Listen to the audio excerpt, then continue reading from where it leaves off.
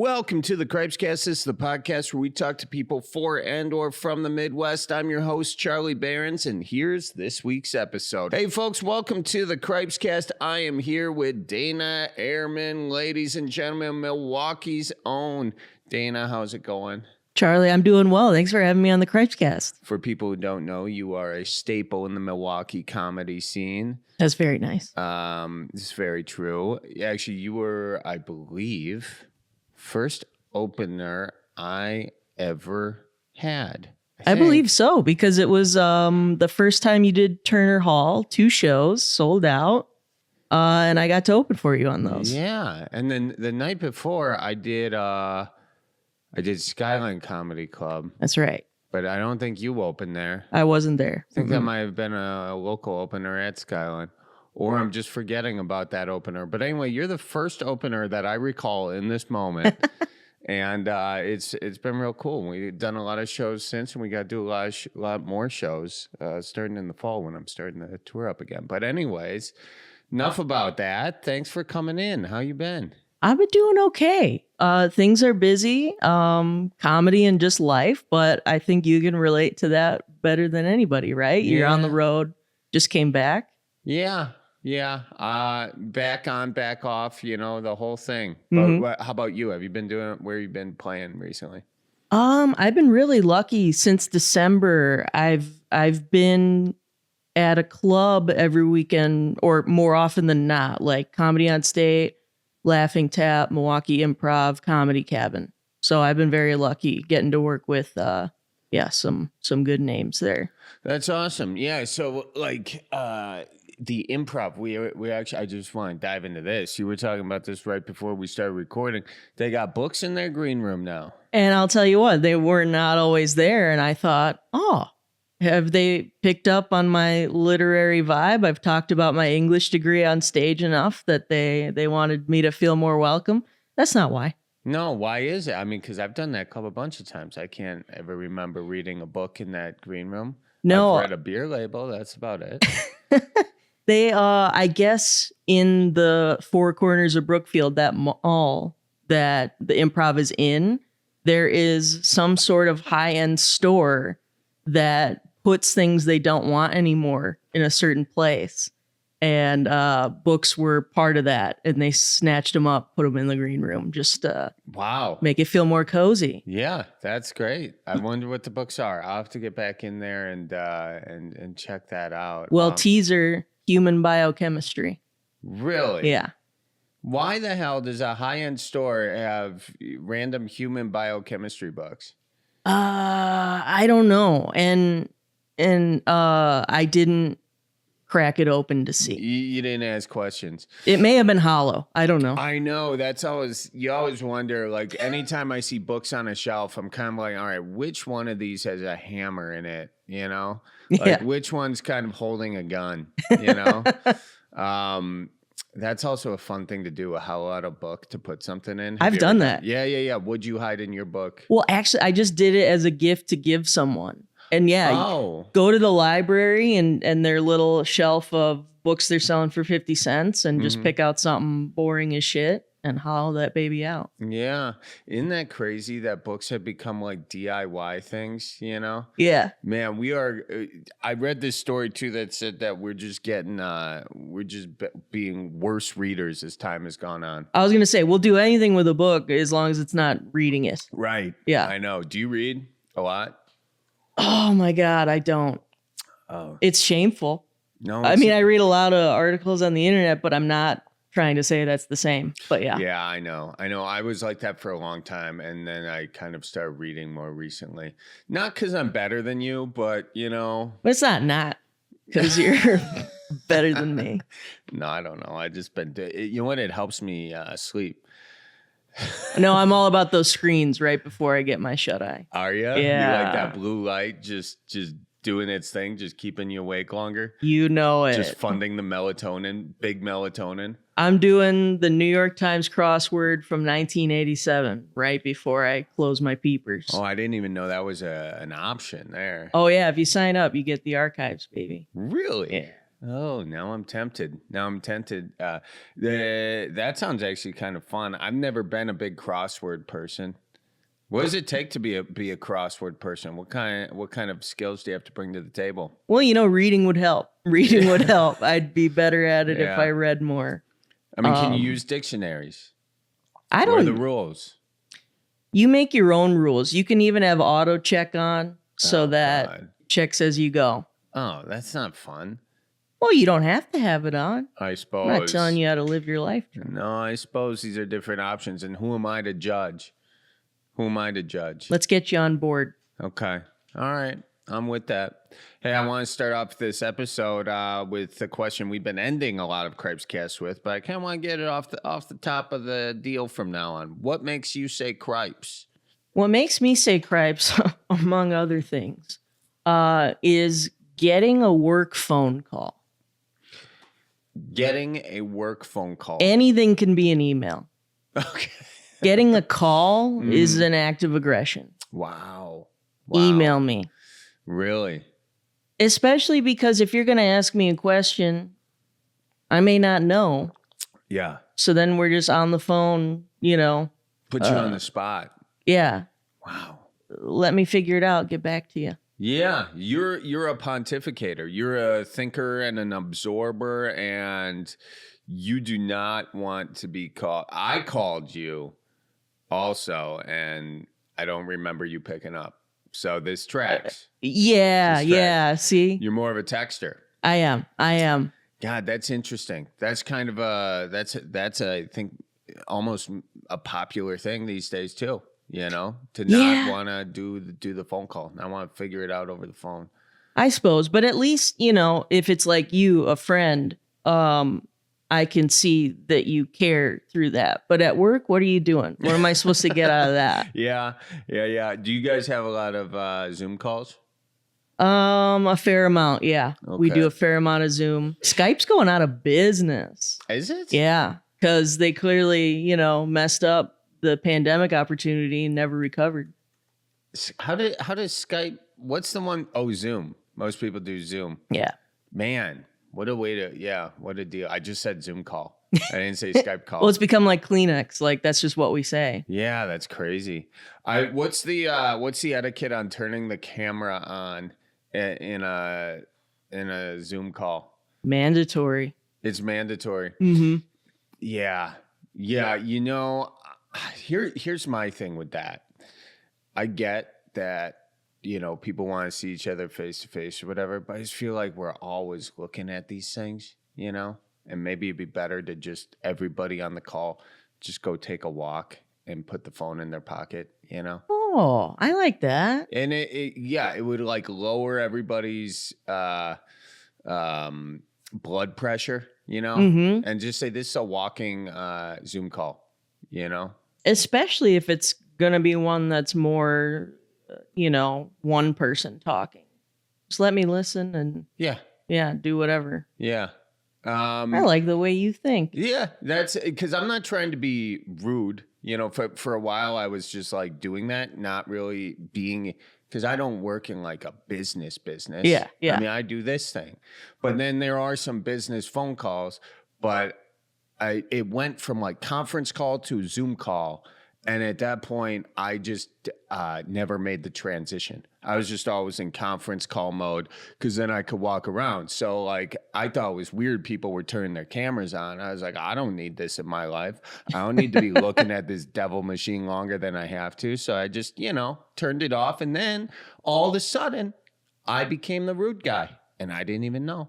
No, not in my book. Well, this guy, the rude guy. And crazy. People were saying it's rude. Did not turn your camera on. They were saying it's very Gen Z of me.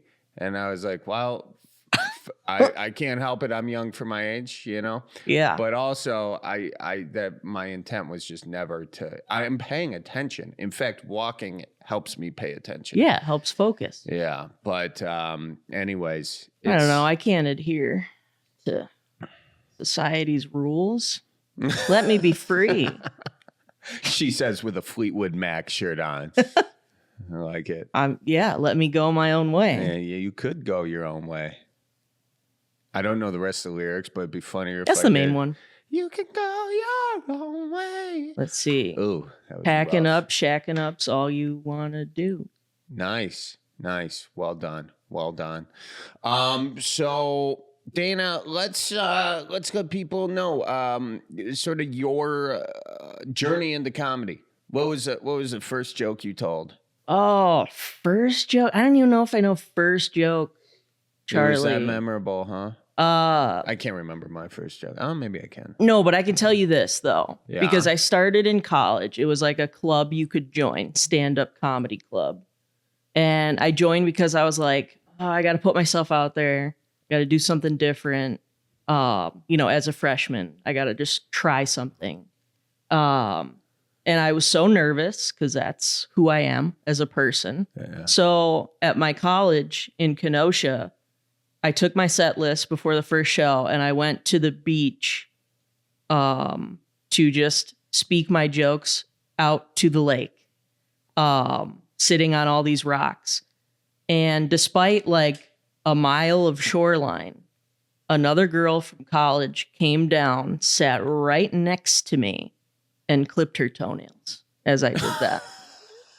And I thought it'd be rude to move. So we shared that together. So bombing doesn't scare you. The silence of an audience doesn't scare you because you came up with the sound of. Yeah. You came up with just getting the fear of that wind going the wrong way and you getting a little boomerang right in the eye. I know. I can't be without it. Yeah. It's in the rider. Every show. So she just did. Now you were still saying your jokes out loud as she was sitting there clipping her toenails. Yeah. And I mean, I did. I was like, I looked over like, what in God's name are you doing? Why aren't you a few meters away? But then I kept going. I had a show to do. And you went with meters too. Yeah. What's that about? I don't know. I'm from here. Wisconsin. Yeah. I don't even know what a meter is. And you don't know it because I said it, but I meant it METRES. Metres. Yeah. That's fascinating. Meters I just always like throw in feet and say, it's probably close-ish enough. Feet or yards. Yeah, yeah. And if I'm in a situation where I really need to know the difference, I'm in trouble. I'm in trouble, You yeah. know? Yeah. That's Yeah. another thing. We're not reading good and we don't know math good. And I don't even think I said that with proper English. I think it's supposed to be well. Well, that enhanced what you were saying quite well. Superman does good. You do well. You are well. Superman, never mind. Who cares? Well, that's wild. So did she react to any of your jokes? Not at all. She did. She hear them for sure. Had to. I mean, the wind and the waves whipped down there, but yeah, she was right up next to me. I'm curious who the more awkward person is in this situation. Like who is it? The fact that you at that point just kept going with your jokes. She must have thought you were performing for her, or maybe she thought you needed a friend at that moment. I could see that. I mean, you don't normally see someone having a conversation with the lake and think that they're okay. Yeah. Yeah. She was probably thinking she was doing a good thing. I will say both of us were quite polite to our roommates. The fact that neither of us were doing that in our rooms. That's a fantastic point.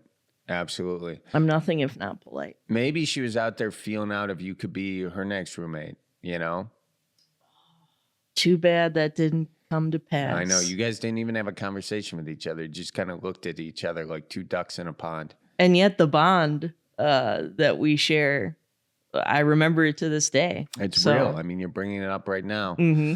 What message do you want to say to that gal who was clipping her toenails by you while you were first saying your jokes to the Lake Michigan? May they never become ingrown. Wow. That's beautiful. Thank you, Dana. Thank you for sharing that. Ingrown toenails, no joke. Not to get on a whole thing, but like, oh. Yeah. Yeah, I mean, you get a lot of ingrown toenails. No, but I've seen it happen to loved ones. It's tragic, isn't it? Mm-hmm. Yeah. You can tell they wince sometimes when they walk, you know? Oh boy. It's important to cut your toenails straight across the whole deal. That's what they tell me. Yep. Don't be tempted to cut those corners. Don't go cutting corners when you're cutting toenails. What can you cut corners in? Pretty much everything. Reading, math. Good. Should work out okay. As long as there's something, yeah. Yeah. But not toenails. So anyways, so you started off doing it. And where did you do your first set? Was it in that class, or were you guys crazy enough to say we're going to write these jokes and take them out to a club? So we had a space on campus that just like once a semester we would put on a show. And so it would just be other college kids, just your friends. So it went super well. But when I was a senior, we did do our first show at a bar, opening up for like a traveling company of Second City. Yeah. And I did well, but it was quite different than what we'd been doing. So that means I never started at an open mic the way that almost any other comic does. And I have so much respect for that because that's way scarier than how I had to start out. Well, it is kind of nice being in that situation where you can bomb and you're expecting to bomb, because sometimes at an open mic, you're not sure who's never done this before, who's kind of a seasoned pro. Yeah, no doubt. Right. And dealing with hostile audiences who are mad that the game turned off, I had none of that. Yeah, that is a tough thing with comedy at bars is, there's always a game on. Mm-hmm. And but you give it and you go. And so then you kind of move to Milwaukee after that. And yeah, because I'm from West Allis. So it's like I just went to college in Kenosha and then just moved back when that was done. For people not from Milwaukee, how would you, as a native of West Allis, describe West Allis for people not from Wisconsin? It's a major suburb with a small town vibe. I think it's how someone once described it to me. And I think there's a little truth to that. It's just a really blue collar city right next to Milwaukee. Yeah.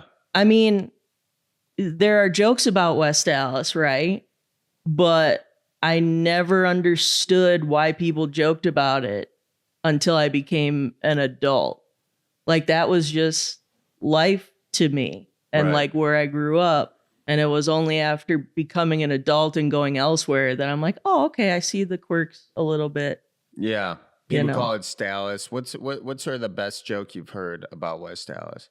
Because it is often kind of a joked about part of town, somewhat unfairly. I actually that some of the best bars out there are in West Allis. For sure. And it's changing a lot. It's becoming even more, I mean, I'm going to sound gross saying it, hip. Yeah, it's doing the PBR thing right now. It is doing that. But the best joke about, no, it's literally like if a headliner comes into town and they're like, what's a shitty place around here that everyone will laugh at? Yeah. You go West Allis. Yeah. And then they can say that and endear themselves to the crowd. Right. That's such a headliner thing to do. Yeah. What's the rich part of town? What's the not rich part of town? What's the part of town that everyone laughs at? Yeah. Kind of those, you can fit it into the place of a joke that needs that. If West Allis had a theme song, what would it be? Wow. If West Allis had a theme song. I don't like saying it, but it would be in the country vein. In the country vein? I think. That's tough. That's a tough question to put you on the spot with. But at the same time, yeah, Liberace is from the area. Liberace is from the area. And if he were with us today, I would like an original composition. Wow, that's a nice dodge on that. I Yeah, like what thank you did so there. much. Fun story, quick story. My great grandparents grew up next door, or someone's piano teacher lived next door to Liberace. Long story short, somehow I've got a picture of Liberace, a framed picture, and it says "To Fair." That's my nana's name, Fair. "To Fair" from Liberace. Oh my God. Yeah, I have it in my possession. It's pretty cool. Forget about the rest of your memorabilia. That's number one. Isn't that crazy? Yeah, that's crazy. Yeah, I mean, Liberace is, a lot of people don't know that Liberace's from Wisconsin. We got a couple of weird ones like that, like Houdini Houdini's is like Appleton. Yes, Houdini is from Appleton. Yeah. Steve Miller, Yeah. not Stephen Miller, the dude in the Trump plays, but Steve Miller Band. Yeah, you know? Rockin' Me. Yeah. Yeah, keep on rocking me, baby. Mm-hmm. We have so many famous. Les Paul. Les Paul. Let's go. Guitars. He's from Waukesha. Mark Ruffalo. He's from Kenosha, isn't he? Yeah, come or somewhere on. down there. We're just Orson Welles. Orson Welles, 1984, very relevant these days. How so? I don't know. I've just heard that. What's that? 1984 is George Orwell. What the fuck did you say? Orson Welles. Oh, Orson Welles. I didn't catch that though. I was like, I guess God. Orson Welles did a adaptation. Close. Yeah, that's funny. That's what my brain does. Reading. We are turning so dumb. Let's see here. What else? Oh, you know what? We don't need to mention any of the serial killers, though. Let's just forget about them. Can I just say though, I Sure. was just at a comedy festival in Ann Arbor. Ann Arbor, yeah. And I was Used to live talking. there Did you? for like a month. Oh, okay. Is that living somewhere? For me, it was living at the time of my life. It was just out of college, 3 months. Okay. Take it back 3 months. And at that young, it's living. Yeah, no doubt. Yeah. But now it's just breathing, and 3 months is gone. But I'll stop cutting you off. What No. about it? I was just talking to a new friend who was from Seattle, I think. And she made a comment about it being the serial killer, capital. And I was like, excuse me, please, Wisconsin. Oh, she was trying to say that. Yeah. And I never thought I would try to flex in that way. But I hey, thought it was ridiculous. Yeah. How many people could she even list off as being a serial killer from? I should have even asked, but I didn't because I was so done with it. That's wild. I don't know of any serial killers from Ann Arbor. Let's see here. Or not Ann Arbor, but like Washington State. Oh, you just met her in Ann Arbor? Yeah. Good listening skills, Charlie. Washington, isn't Ted Bundy from there? Or? He was the only one that I thought possibly. Let's see here. Some well-known killers from Washington State include Gary Ridgway, the Green River Killer, Robert Lee Yates, the Spokane serial killer, and Wesley Allen Dodd. But are any of those with the name recognition? Jake Bird, George Russell, Kenneth Bianchi, Ted Bundy, yeah, and Warren Leslie Forrest. Now, if I say serial killers from Wisconsin... Like you got the two with huge name recognition right off the top. Yeah, but I kind of Wisconsin serial killers in the dark. There's not a list that comes up as soon as you Google it from Wisconsin. Are you gonna have me apologizing to this girl? No. Okay, Ed Gein. Obviously. Okay, Ed Gein, Jeffrey Dahmer. Oh, okay. Ed Gein, Jeffrey Dahmer. That's it? Damn. Making a murderer. Yeah, I don't know that. How many people did? I think not as prolific, but quite famous. Quite famous. Yeah. So we got 2, apparently. Well, I guess I have some atonement to. I hate to say it. Yeah. Yeah. And I'm surprised too. And also keep in mind, I didn't do a whole lot of research there. That was a quick Google, Yeah. and I wouldn't put a whole lot of credence into it. But so far, yeah, I think she's not as much name recognition on a lot of them, but I bet out there it's got a lot of name recognition. Sure. Anyways, that's how it goes. So cool. Serial killers. That's check. how it goes. So are you planning on staying in Milwaukee and keeping doing the comedy here, or are you thinking of going out and trying out Chicago or something else? Do you like the Milwaukee scene? What do you think? Well, so I do like the Milwaukee scene. I feel like it's better than it's ever been. I think about moving a lot, but one thing that keeps me here right now is just being by family, like my mom. She has Alzheimer's disease. So with something like that, I like to stay, close and just be with her and, be a caregiver too. Yeah. And I'm sorry that that's something that you've been dealing with for a long time. And it's kind of a thing where I'm sure it obviously doesn't get easier as it goes along. But what's how have you been handling that and dealing with that? I mean, just the best I can. Like you said, it doesn't get better. It just the nature of it, is decline. So it's like having to adapt constantly. And it's like the longer that it goes on, it's like you've gotta like fall in love with the new version of the person and like not focus on what they've lost, but just like who's in front of you. So I try to do that, and we try to have fun and do as much as we can. But yeah, it's hard, man. I gotta just talk to friends about it, and I talk a little bit about it on stage. That's kind of like a new frontier for it. But yeah, I don't know. It's hard. You got to find support where you can get it.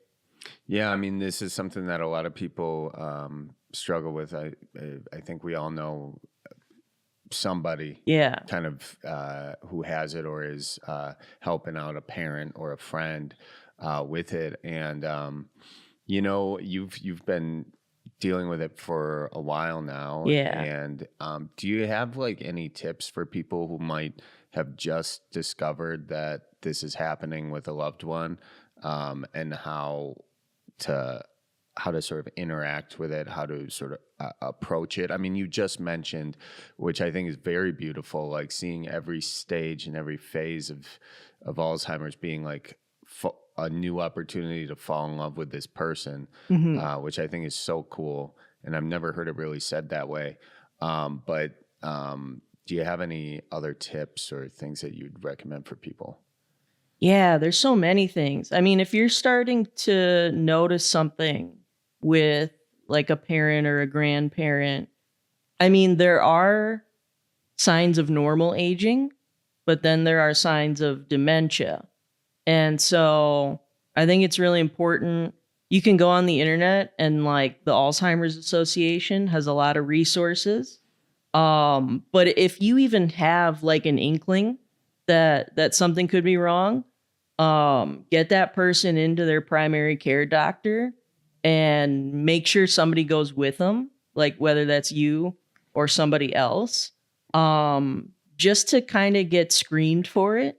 Like they can do tests that give them an idea if something might be going on. And then if they do suspect that there may be signs of dementia, then they can get you rolling in a process of like actually figuring out if you have dementia and getting a diagnosis, because the earlier you get a diagnosis, the better for multiple reasons. One would be it just gives you more time to figure out what you want to do when you know what you're dealing with. Like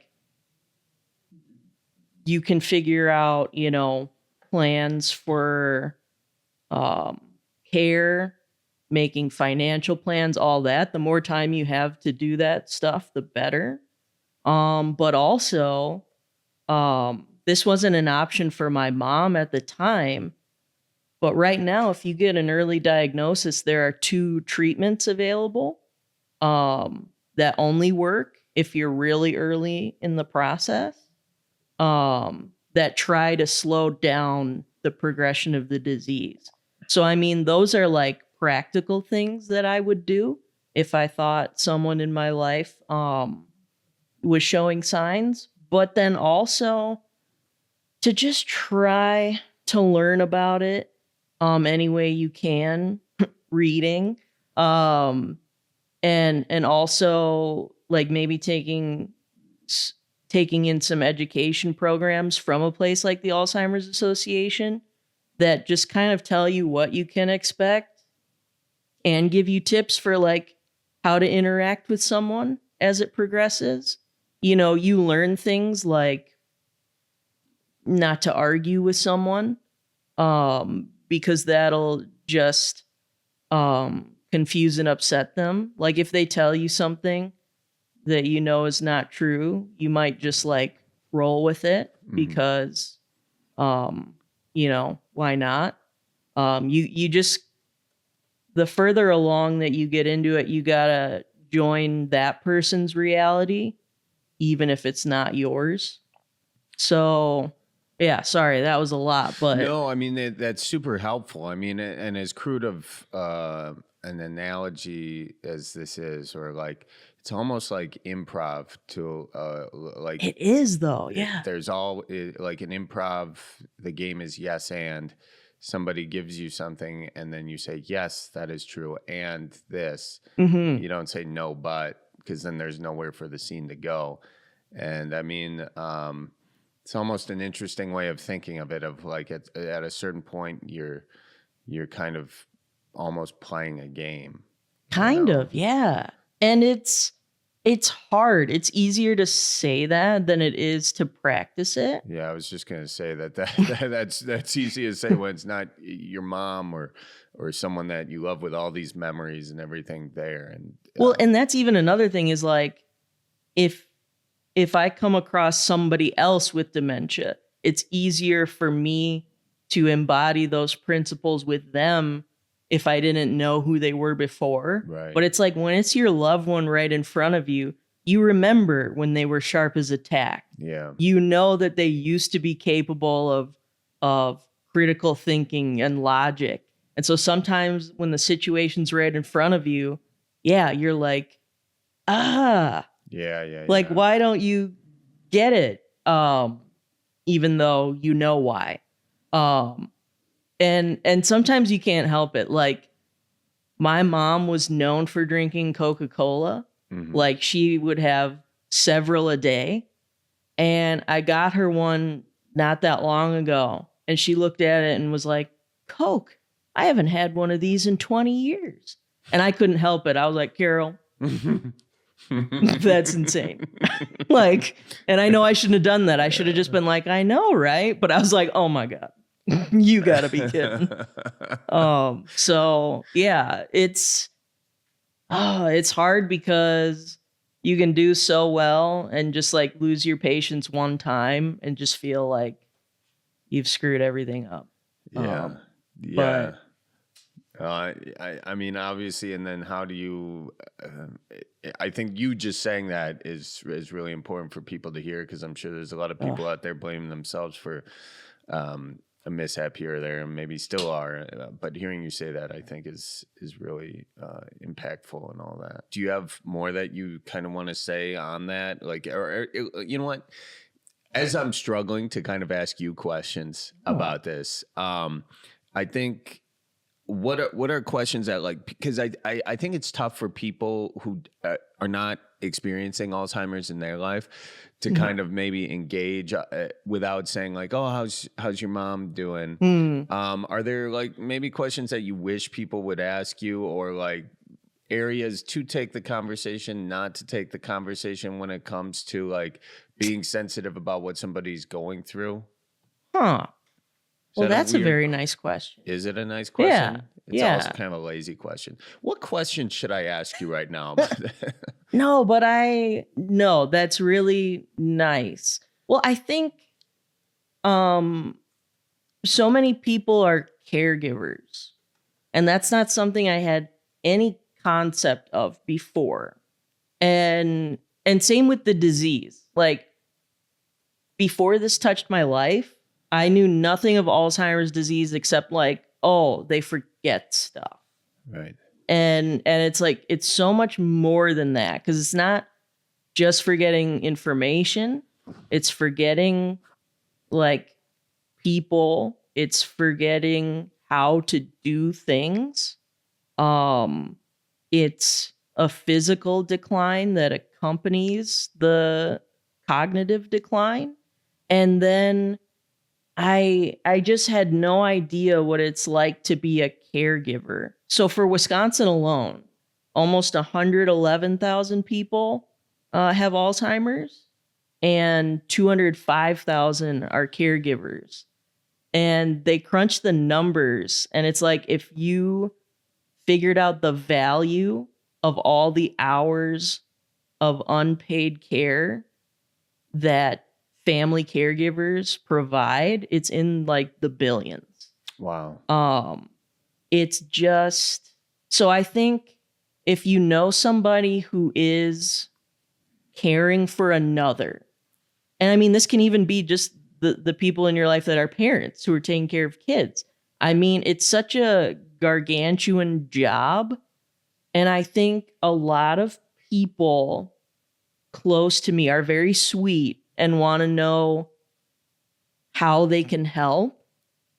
And I don't know like how they can help. Mm. So the conversation is always like, let me know if I can do anything for you.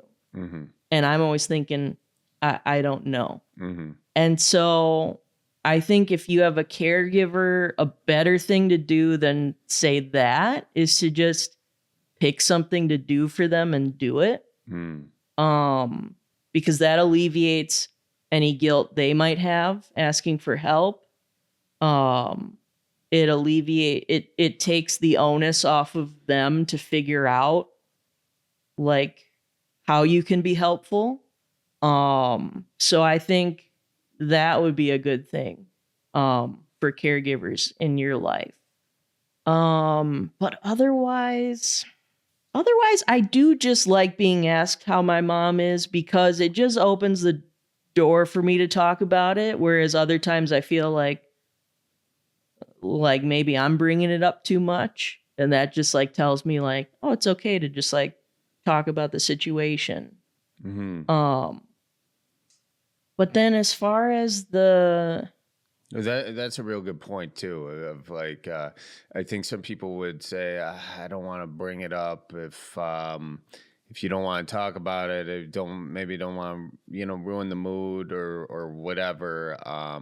But I think that what you're saying makes a lot of sense of just bringing up if it's fine, whatever. But if you want to talk about it, to talk about it, yeah. Well, and I think, and two, I don't know if you've ever felt this way. It's like grief. Like I always thought that asking a friend who's experiencing grief, I thought that if I brought up their situation, that I would be reminding them of like the person they lost. But it's like, no, they're already thinking about it. Mm-hmm. You can't remind them. So it's almost better to just ask than not. Right. And this is almost the same thing. Like it's not like you're going to remind me in the middle of an otherwise joyful day that my mom has this disease, So right. You can just ask because I'm thinking about it anyway. Yeah. That's really good. It makes a lot of sense, very logically. It's almost like, though, when you're sick, you know what it's like to be sick, and you're like, oh, this is so awful. And then you're not sick, like you don't have the stomach flu, and you're like, I don't even remember what that was like. Is it that bad? Yeah, yeah. But I think it's good to have those conversations. And then I know you said that like it's hard to tell somebody something to do or pick something to do. I mean, but to like brainstorm a little bit with like getting somebody like a gift card for food, or so that they don't have to think about meals or something, or like making them a casserole, Absolutely. something like that. Yeah. Or I don't know, I'm just throwing out other ideas just for people who are listening, and you can say if it's a good idea or a bad idea. Yeah. Like, are movies, is that like a good sort of thing to take someone who maybe has Alzheimer's? Is movies a good way of interacting, or not really a good way? Well, it kind of depends what stage they're in. Right. Yeah. And how far along. Like in the early stages, I think so. I think that's a nice thing. Mm-hmm. But yeah, as they get later in the disease, there could be different things that make it not great.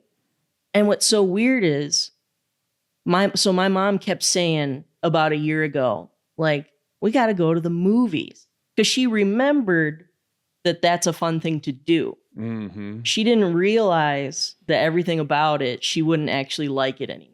Oh, yeah. Because we took her for Mother's Day, and it's an unfamiliar place. Like, she has her comfort zone of like her apartment. Yeah. And so if she's anywhere different for more than an hour, it starts to be like she kept leaning over to me being like, we get to go home, right? And then even just in terms of the senses, it was a little loud. So that was overwhelming. So with different activities for the person, you just kind of got to suss out like their usual preferences with, how far along they are. And, it kind of depends on the situation. Yeah. But so movies could be something, but yeah, even, I've had people say things like, if you need help with laundry or whatever, but I'd rather someone just be like, I'm coming to pick up your laundry, rather than just like say, let me know. Yeah. Like, just say you're going to do it instead of floating it out there. No, that makes a lot of sense. Yeah. And I've actually, I've heard that said before from other people who are, just lost a loved one or whatever. Yeah. But I think that's good because, we live in a very Midwest nice place, and it's just sometimes it's good to know exactly how to be nice and how to do that. And also just, I think, getting, something for the caregivers. Everybody knows a caregiver out there, or as you said, 200,000, that it's a lot of folks in Wisconsin alone.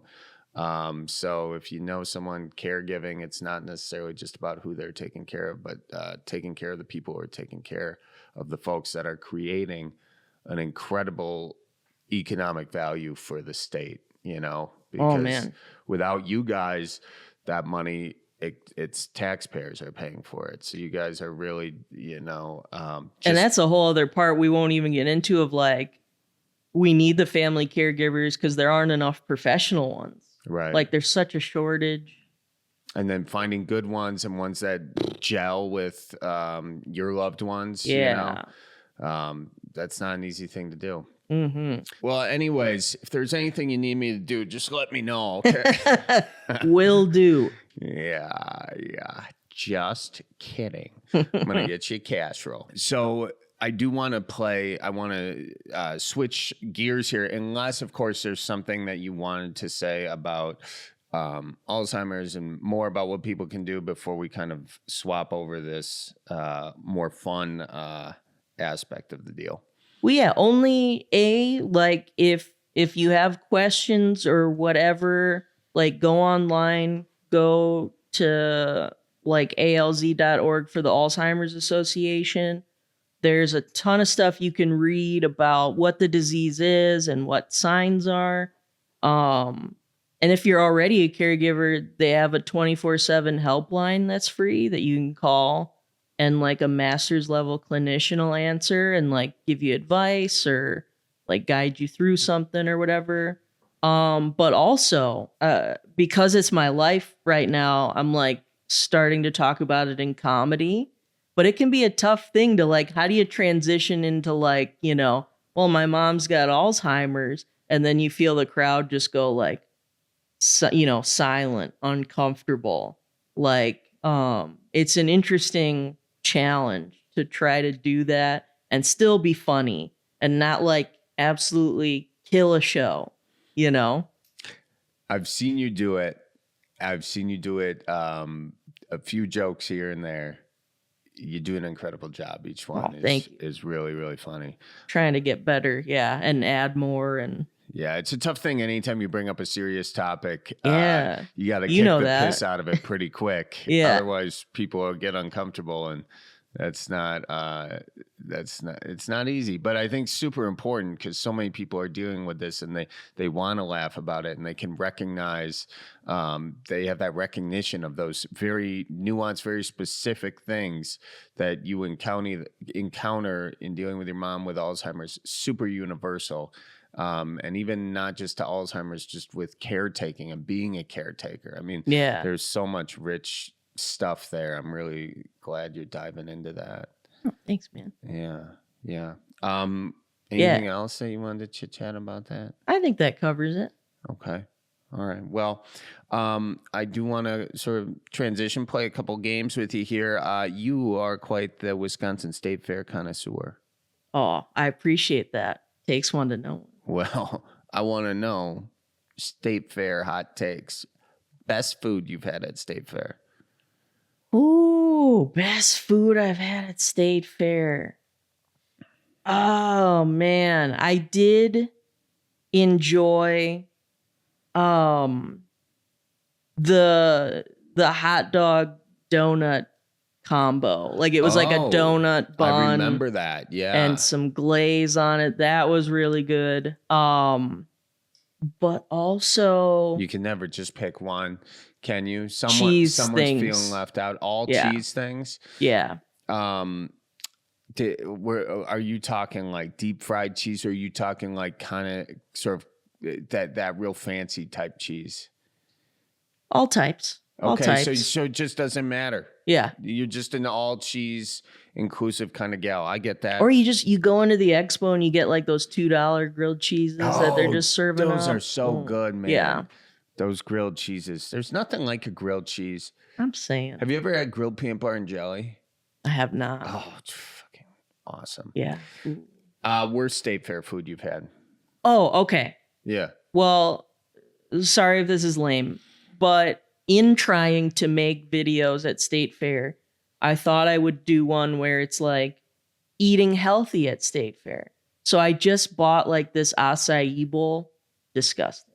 Really? That's not what you do at State Fair. No. And I learned that. And was it that the acai itself was disgusting, or just that it felt so wrong? No, it was actually gross. I didn't like it, but also dumb idea. Yeah, I mean, you're kind of having that available for the people who are asking for it, thinking this might be the year that the State Fair goes healthy. And you find yourself being very wrong. Yeah, guess what? Didn't win a Sporky. No, it did not. What is the weirdest thing that you've ever seen at the Wisconsin State Fair? I mean, that meat stand. I don't have the guts to have any of the exotic meats. Oh yeah, really? So what do we mean exotic? Like alligator claw. I've had multiple friends get alligator claws. Alligator claws. Have you ever had alligator period? Mm-mm. I can't bring myself to do it. Really? Yeah. Alligator, it's kind of like the deer of Florida. You know? From That's what beautiful. I can understand, being in Florida, is that they've got a fairly healthy population. From what I understand, this could be wrong. Fairly healthy population. They're around. Yeah. And occasionally, you make yourself some alligator jerky, alligator sausage, whatever. But the claw, you know what? Respect. If you're gonna go after an alligator, you might as well eat the whole thing. If that alligator gave his life, Use every part. Use every part. That's the robots are going to be saying. If that human gave his life, the least we can do is eat his hands. All right. We did already talk about if West Allis had a theme song, what would it be? You kind of dodged the question. I did. What's a song that takes you back to your teenage years, like growing up in West Allis, though? Just any song. Well, gosh, even preteen, I think Complicated by Avril Lavigne. Oh, there you go. Wow, yeah. That tells me a lot right there. But boy, I remember like getting my first iPod in like 8th grade. And I think about like the songs that I put on it with my first iTunes gift card. Yeah. Wow. It was a weird time. My dad wasn't thrilled because it was like Promiscuous by Nelly Furtado. I wouldn't be thrilled either. Yeah, I could see that. Thinking? It was hot. Old. It was hot. Barely knew the definition of the word. Yeah, I remember I got the album Californication, Sure. Red Hot Chili Peppers, and my mom was pissed. I was like, Mom, she's talking about California Vacation. She buy that? She didn't. She did not. I remember being a kid and singing that song with my mom, and actually my brother being the one to be like, Mom, should she be singing that? What a rat. Yeah, the roles were reversed. Damn. What'd your mom say? She was like, she doesn't know what it means. I didn't. That's that. Now the modern version of that is a kid singing like WAP or something, and then she doesn't know what it means. Although that's now not even a modern version. That was a thing. What, 10 years ago? When did WAP come out? 5 years ago? 5, I think. Okay, now we move on to Wisconsin. True or false trivia, Dana? Okay, this is where it's at. As a native Wisconsinite growing up in West Allis, Wisconsin, you must have picked up on a lot of not just Wisconsin trivia, but gone to quite a few trivia nights at the bars, which are quite famous. And so we are keeping it simple here on the Cripescast podcast. We are just doing true or false. That 70s show takes place in Stevens Point. True or false? Oh, well, I think it's false. It's some town in Wisconsin, but it's not Stevens Point. Well, that is true. It's Point Place. Point Place. Okay. There you go. But you got it right. All you guys say is true or false. The official bird of Madison, Wisconsin is the plastic flamingo. True or false? Of Madison, Wisconsin. I'm going to say false. That is true, actually. If you go through Wisconsin, right on the old big hill that they got up there, they got a bunch of plastic flamingos. Somehow, there's a story about it that is a Wisconsin thing. It's also a swinger thing. Okay, Flamingos are also a swinger thing. So you would think that Madison had a lot of swingers in it, which I'm sure it does. I'm sure, yeah. I mean, probably. Flamingos and pineapples, right? Yep, flamingos and pineapples. And apparently the Garden Globes, I heard. Oh, well, I feel like now it's just becoming, that sounds like, oh yeah, if somebody has something in their lawn. Right, right. It's just an excuse to go sniff things out. I don't know. I had swingers come to my show once, and then ever since then, people were telling me all the swinger things in my DMs. So I was like, I'm not a swinger myself, friend, but this is fun. Thanks for the no education. Judgment. Yeah. 3 people were murdered at Frank Lloyd Wright's famous home, Taliesin, in Spring Green. True or false? I mean, I want to say true because why would you say that otherwise? But false because I never heard that. Well, false. It's not 3, it's 7. Jesus. Yes. They went to see Jesus. But I think the thing is that some about did his wife go? So he like built the house for a mistress, I think, something like that. Built the house. That for a mistress. dog. And people were not about it. And one of his servants like murdered a bunch of them, like her and her children, their children, with like an axe, and then burned the place down. Very grisly. Yeah. At the Frank Lloyd Wright house. I know this isn't exactly what you said, but add Frank Lloyd Wright to that Wisconsin serial killer. Well, Frank Lloyd Wright, it was Frank Lloyd Wright's butler or something like that. I know, but that's not what I'm going to say. He inspired. That's not what you're going to say? That's not the story I'm going to put out there. Oh, you're just throwing out misinformation. My middle school is named after that dude. Well, I mean, he made the art museum, Frank Lloyd Wright. Are you just upset he had a mistress? Back in those days, everyone had a mistress. Don't love that. Don't love it? No. He did not do the Milwaukee Art Museum. Sorry to keep correcting. He didn't do not the Milwaukee Art Museum. Yeah, the Milwaukee. No, that's a Calatrava. Yeah. Calatrava. I can't. Hannah, stop correcting me with your art knowledge. I got the authors, the directors. God, I'm an idiot. I knew it was a Calatrava. Frank Lloyd Wright.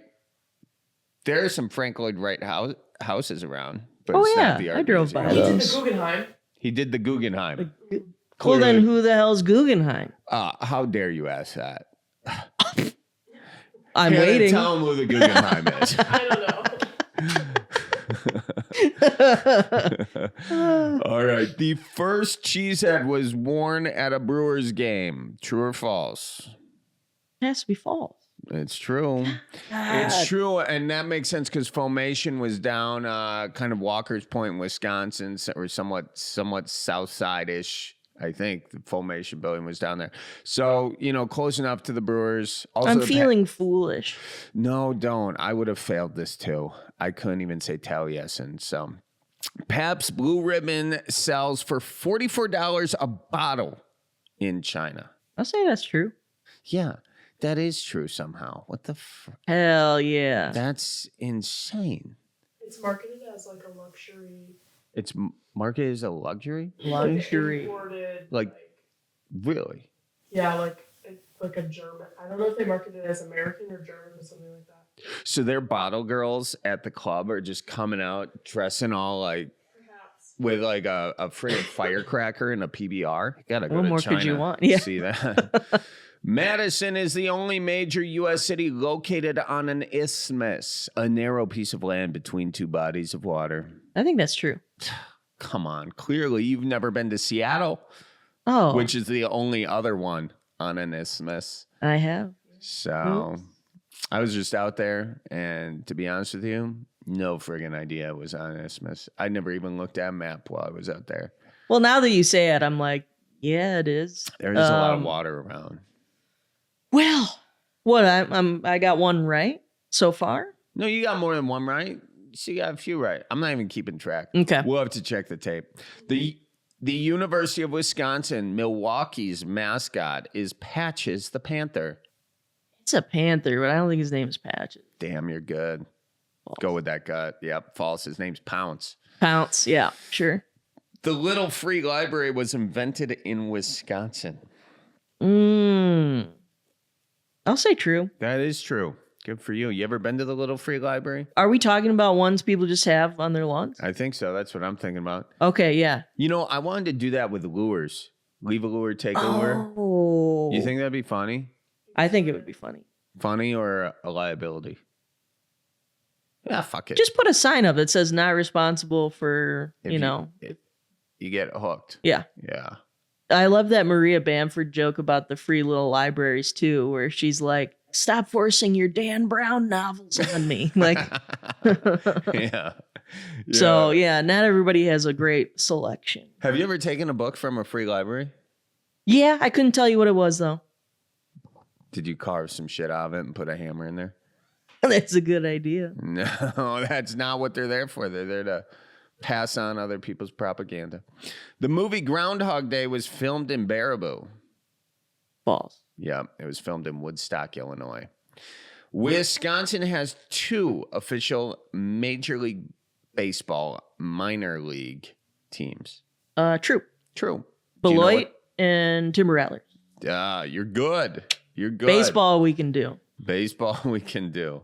Bonus question. What is a sky carp? It's the Beloit sky carps. Oh, someone just explained this to me. I mean, it's just a fish that jumps. It is a goose that does not fly south for the winter. Wow. A carp itself is a fish that jumps. Yes. Okay. And Those were all really great questions. And thanks to Hannah for coming up with those questions. Thank you, Hannah. Before we go, I kind of just want to chit-chat a little bit about your delivery style in comedy. You have a very dry, paced delivery style. It's a very hard style to consistently deliver on. I think... but you deliver every show I've had you on. You crush. I just realized the way I say that might make me. Oh no, It's like it's a bit like I'm not comparing you to another comedian here, but it's similar to like a Nate Bargatze kind of whatever. It's just it's huge. Dry. Love that. The writing's tight, but to come up like that, a lot of people can fake and push laughs and whatever by like act outs and energy and whatever. And that's kind of definitely something I've done, is just bring energy when the joke isn't there. And then hopefully the joke gets funny over time. But I kind of like that you're very subtle with your stuff. And is that tough for you? Was that deliberate? Is that just kind of how it went? I mean, that's just how it goes. That's just me being up there, being as natural as I can be. And it's funny because there was one show, because people had said like, you're dry, you're not too animated. And so one show I was like, I'm really gonna give it, and I thought I was so animated and just so energetic. And right after, someone was like, that was so dry. And I was just like, I feel like I'm powerless to like not be this way. Yeah. Like, did you notice bigger laughs when you tried to make it bigger? Or was it just feel awkward for you?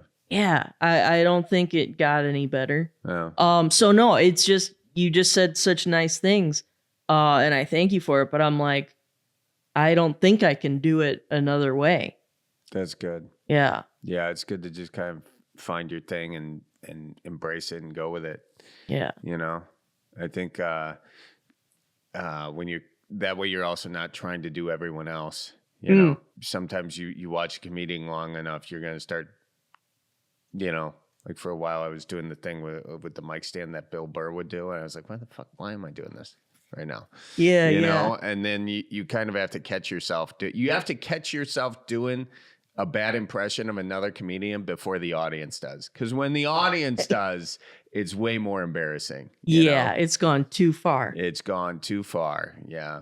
But yeah, anyways, that's cool. So where can people go see you on the road? Or clubs coming up? Where do you got? Where can they do it? Yeah, man. Also, another question I struggle with on the spot. It's like, cannot visualize my paper calendar that I write it all on. Oh, well. But you can write Dana a letter and she'll send you a photocopy of her paper calendar. And where can people follow you on Instagram is really what I mean, or socials? Yeah. So my handle on everything is @DanaJokes. @DanaJokes. Nice. That's great. And then I think we're going to be doing a benefit show coming up here. Oh, yeah. As a fundraiser for the Alzheimer's Association, to try to put money behind, support programs and research. I would just like to put on a comedy show and see if we can raise some dollars that way. So, yeah, that would be great if we can. We're getting the details together. Do we have the date locked? Is it June? I don't know if it's locked, so I hesitate to say. Right. But more on that, Dana Jokes. There you go. And I'm going to be hopefully performing at it if we get that would this be date great. locked and everything. And it should be a good time. So come on out when you see that date, and I'll put it on my stuff too. So right Dana, thank you so much for coming in. Appreciate you. And tell your mom I says hi. All right. Thanks, buddy. Yeah, thank you. So roll out the barrel and get the band brewing. Life's got you down, just keep her moving. It's on Wisconsin, the Badgers say it's the old Wisconsin know, sometimes when you're ice fishing, you put your foot in the walleye hole and go ass over tea kettle and you think you're done. No, you gotta keep her moving.